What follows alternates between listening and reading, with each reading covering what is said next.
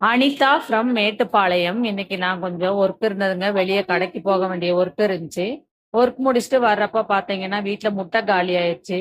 எல்லாருக்கும் முட்டையும், கொஞ்சம் இஞ்சி காப்பி போடுறதுக்கு வாங்கிட்டு வந்திருந்தேன். வரும்போது தலைவலி அதிகமா இருந்ததுனால, வீட்ல வந்துட்டு ஒரு பிளாக் காஃபி குடிக்கலாம் அப்படின்னு சொல்லிட்டு, பிளாக் காஃபி சூட் பண்ணி வச்சுட்டேன். வீட்ல காலையில எல்லாமே அப்படி அப்படியே போட்டுட்டு போயிட்டேன். அதனால அதில கொஞ்சம் ஹோல்ஸ் பண்ண வேண்டிய ஒர்க் இருந்துச்சு. அது எல்லாமே ஹோல்ஸ் பண்ணிட்டு, கிச்சன்லாம் அப்படியே அப்படியே காலைல சமைச்ச கரண்டி எல்லாமே அங்கங்க அப்படியே வச்சுட்டு போயிட்டேன். அவசரத்துல போனதுனால இது எதுவுமே எடுத்து வைக்க முடியல.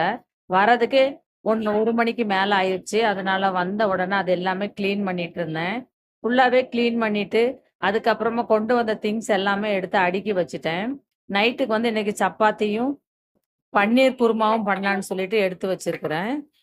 ஃபைனலா எனக்கு வந்து காஃபி குடிச்சா தான் கொஞ்சம் ரிலாக்ஸா இருக்கிற மாரி ஃபீலிங் ஆச்சு. அதனால காஃபியுமே நான் வந்து பார்த்தீங்க அப்டின்னா, எடுத்துட்டு அப்புறம் குடிக்கிறதுக்கு கெளம்பிட்டேன். என்னோட சேனல் புடிச்சிருந்தா சப்ஸ்கிரைப் பண்ணுங்க.